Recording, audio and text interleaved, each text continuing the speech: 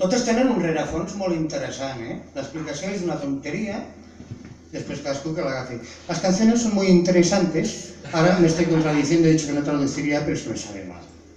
Esta canción habla de un zapato de estos que llevan las mujeres presumidas, que hay pocas, me parece aquí, que son esos zapatos de tacón de aguja, todo de bulle, incómodos, perjudiciales para los pies.